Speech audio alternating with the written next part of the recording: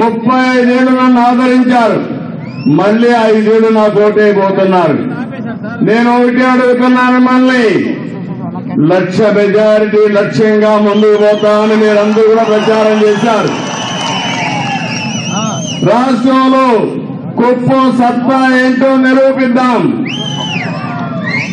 1,00,000 majority సాధ్యమా అని మమ్మల్ని అడుగుతున్నా. గట్టిగా చప్పట్లు కూడా చెప్పండి, సాధ్యమని. మీరు ఆ పని చేయండి, నా పని నేను చేస్తా, నా నిజాయితీ నిరూపించుకుంటా.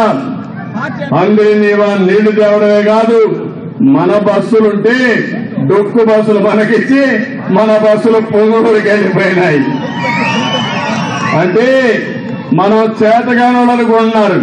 నేను కూడా ఇదే మారుగా అనుకోవాలంటే పొంగునూరులో ఒక బస్సు ఉండేదా? బుద్ధి లేని వ్యక్తులు ఆలోచించుకోవాలి. పులివెందుల్లో ఒక బస్సు ఉండే తమ్ముడు మిమ్మల్ని అడుగుతున్నా. కానీ నేను కొత్త బస్సులు తెచ్చారు, కానీ దొంగల మారిగా అక్కడ ఉండే బస్సులు ఇక్కడ తీసుకురాలా. అదే వాళ్ళకు మనకు తేడా. అందుకే నేను మిమ్మల్ని కోరుతున్నా, అందరూ కూడా ఇంటింటికే ఒకరు తయారు కావాలి. నా కోసరం కాదు, ఈ రాష్ట్రం కోసరం, ఈ కుప్పాని కోసరం, మీకోసరం, మీ పిల్లల కోసరం, ఈ పిల్లల భవిష్యత్తు కోసరం ప్రతి ఒక్కరూ ఇంటికొకరు తయారు కావాలి. భయపడక్కర్లేదు. తెలుగుదేశం పార్టీ జెండా పట్టుకోండి. ఒకవేళ జెండాకు అడ్డం వస్తే కర్ర కూడా ఉంటుంది. బడిత పూజ చేద్దాం. పిచ్చిగా మనం ఎవరి జోలికి పోం, మనం ఎవరిని ఇచ్చేయం. మన జోలికి వస్తే మాత్రం వదిలిపెట్టే సమస్యలే తమ్ముళ్ళు. ఆ విషయం మీరు గుర్తుపెట్టుకోండి. మిమ్మల్ని కాపాడుకుంటే పోలీసులు ఏం చేయట్లే, ఇంక అయిపోయింది వాళ్ళ పని కూడా. రోజులు దగ్గర పడ్డాయి కాబట్టి వాళ్ళు కూడా ఇంకేం చేయరు.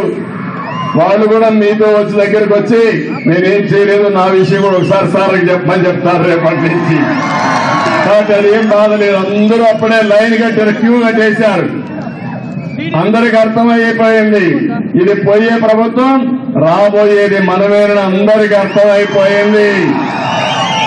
నిన్న కుప్పానికి వచ్చినప్పుడు చూసిన తర్వాత ఇప్పుడు ఇక్కడ అనుకోండి, మీటింగ్ పెట్టుంటే ఎక్కడికో వెళ్ళిపోయేది. కానీ అన్ని మండలాల్లో పెట్టాం కాబట్టి ఇక్కడ ఊరికే అన్నా క్యాంటీన్కి వద్దామంటే ఎంతమంది వచ్చారంటే, మీటింగ్ పెడితే ఎంతమంది వస్తారు తమ్ముళ్ళు అని అడుగుతున్నా.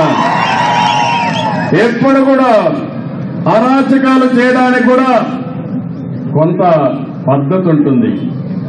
ఆ పద్ధతి తప్పారు.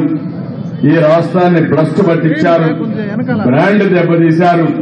ఇలాంటి వ్యక్తులు రాజకీయాలకు ఉండవలసిన అర్హత ఉండే వ్యక్తి కాదు. దౌర్భాగ్యం. నేను పెద్ద